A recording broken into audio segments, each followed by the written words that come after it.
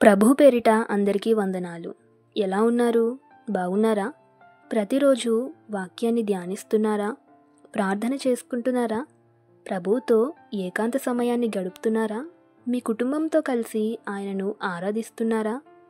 ఆయన మీ కొరకు ఎదురు చూస్తున్నారు. రండి, ఈరోజు దేవుని వాక్యాన్ని ధ్యానిద్దాం. మత్తయి సువార్త 6వ అధ్యాయము 8వ వచనం. మీరు మీ తండ్రిని అడుగక మునిపే మీకు అక్కరుగా ఉన్నవేవో ఆయనకు తెలియను. మన తండ్రి అయిన యేసుక్రీస్తు మనతో ఇలా మాట్లాడుతున్నారు.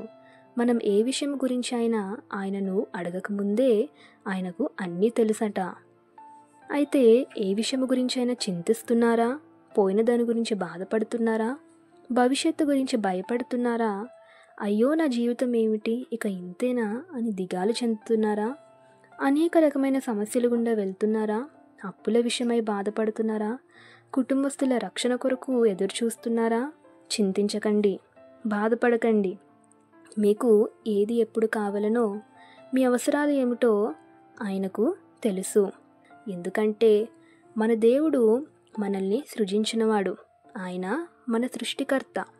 ఆయన యందు నమ్మిక ఉంచి యథార్థత కలిగి జీవిస్తే ఊహించిన వాటికంటే అత్యధికమైన మేలులు మన జీవితంలో జరిగించబోతున్నాడు.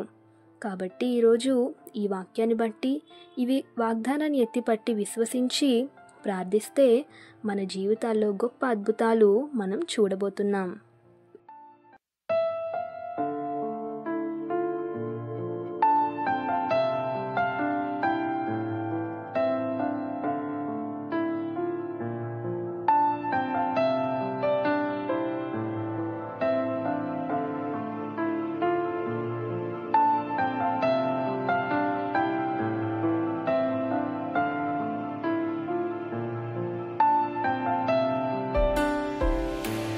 మార్గము